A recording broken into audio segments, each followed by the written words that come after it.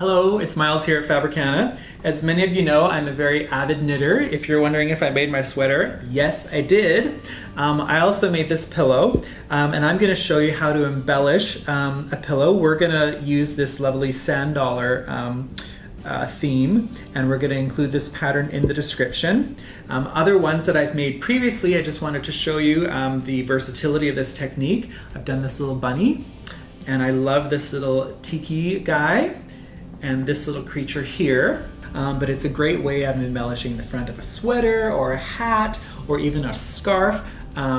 It's really versatile. You can use children's themes. I'm using this beautiful ocean theme, so let your imagination run wild. We're going to show you how to make the pattern because we need to make our own special graph paper, and then you'll be able to customize your own pillow for yourself. So before we get started, we need to figure out our knitting gauge. I used quite a fine yarn, so my gauge was for 20 stitches by 27 rows, I get a 4-inch square. So you may have to calculate your own gauge based on your knitting and the weight of your yarn. So once I know my gauge, I can create my own graph paper, and I did this in Excel. So if we use standardized graph paper, we would end up with an image that was really stretched out. So we need to create our own graph paper. Now with my knitting gauge of 27 stitches across by 27 rows, I'm going to use that information to create my graph paper. So the width of each cell is actually going to be 27 based on my number of rows by 20, that's the height of the cell, based on the number of stitches, or it's going to be the equivalent proportion for that. So once I have my graph paper made, now I can make my pattern. So I've done a little sand dollar pattern here. I basically took an image off the internet and I've plunked in little X's to create the pattern. So once we've made our pattern, we're ready to start cross-stitching, but before we do, it's a good idea to find the center point of your pillow. To do that, I have measured up from the bottom half the number of rows, and I have 108 rows from top to bottom, so I've measured up 54 to find the center, and then to find the center crosswise, I know that I have 82 stitches, so I've counted my stitches over from left to right to find the center as well. The next thing I did was looking at my pattern and knowing where my center point is, I wanted to figure out where my first stitch was going to be. So I counted the number of columns over and the number of rows down to find my first stitch. Now I'm left-handed, so I'm going to be stitching from left to right. We're going to reverse the video so it's a little bit easier as I'm doing the cross stitch for any right-handed people out there. So you may want to stitch from right to left, but hopefully it'll make sense to you. So I'm ready to start cross stitching, and I have my first stitch marked on my pillow. Looking at my pattern, this is my first stitch here, and I know that I have to do 2, 4, 6, 8, 10, 12 stitches. So if I'm starting here, I'm actually going to insert my needle about 5 rows above that stitch. I'm going to bring my needle through that first stitch, and I'm going to leave a short tail showing through the front of the pillow. Now this little bit of yarn that's inside the pillow is going to get caught behind the stitches, so it's going to be secured in place. I won't have to go back later to secure that tail. So my first stitch, if I've come up in this row, I need to go 1 row higher, insert my needle into that stitch, and come out at the hole next to it. So my needle is going directly behind 1 stitch and directly above where my yarn went in. So that's the first half of my first cross stitch. Now I'm going to continue stitching in this way for 12 stitches. As I continue, I'm making sure that my needle is going behind that little tail of yarn inside my knitting.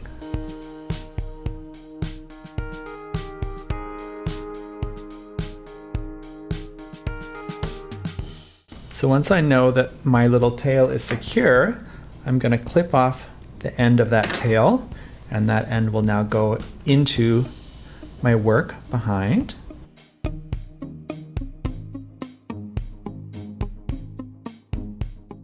So remember, we're going to be doing 12 stitches. We're at 2, 4, 6, 8, 10. So 2 more to go. So that's 12. So I've only got half of my cross stitch in. So now I'm going to work from top to bottom. So I go in just below the stitch that I just finished. And again, my needle's going perfectly horizontal to the next hole. And you can see we've got our first 2 perfect little cross stitches at the top, and I'm going to continue down to the bottom of this row, and then I'll show you how to do the next column.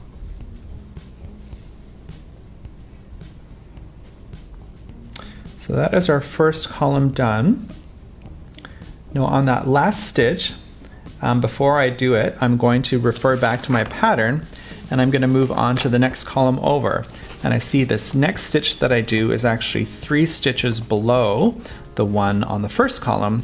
So I'm going to bring my needle up through 3 stitches below where I started the first column. So in here, so that would be 1, 2, 3 stitches below. And I'm going in on the far side away from the column that I just did previously. And I'm going to start the same process, and I'm going to refer to my pattern here. If this was 12, I've got 3 more at the bottom and 3 more at the top, so that should be 18, 2, 4, 6, 8, 9, 10, 12, 14, 16, 18 stitches. So I'm going to work on this column, and then we can continue after that. So I'm getting close to the end of my yarn, so I know I'm not going to have enough to continue my cross stitches down this row. So what I'm going to do is I'm going to get to the top, and I'm going to leave the tail inside my work. That'll have to be woven in at the end, and then I'll just continue with a new piece of yarn, and again I'll leave a tail on the inside that I can just weave in to the back when I'm finished. So this can actually just stay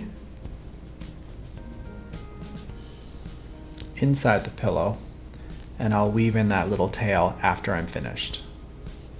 As you can see, I've completed the entire outer design as well as a lot of the inner workings as well. I just wanted to show you how to kind of just do a tiny little floating section.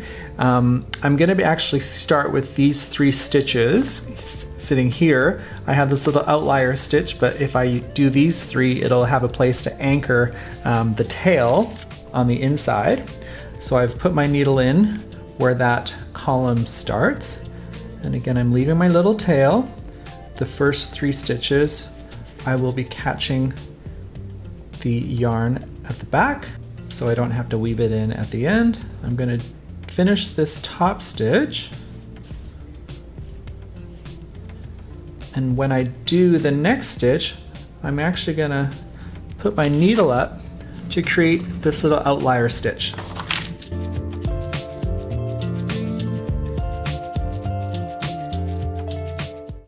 So by doing this, I don't have to have a lot of long running stitches underneath, and because we don't want that. If I had like a yarn running from here to here, you might actually see that through the knitting. So we don't want to have any long connecting yarns underneath. So that gives you the general idea for getting started and a little floating area. So I'm going to finish this final section. Then I'm going to show you how to weave in all of our additional yarns. So as you can see, we're now looking at the back of our project. So I've trimmed off all the ones that have already been locked in by our stitching. So I've trimmed those off, but there are still a lot of yarns that are left to be woven in. And basically to do that, run the yarn end into our needle. And you can see there's already a yarn that's into these stitches, so I'm going to run the yarn in the back of these stitches. So you're basically just going to kind of go under the stitch, maybe like 3 or 4 or 5, however secure you want it. I think these are pretty tight stitches, so I think 4 is enough to secure that. I'm just going to remove the yarn from the needle, and then I can trim close. So I'm going to continue to work in the rest of these yarns. Actually, let's do one more just so you get the idea.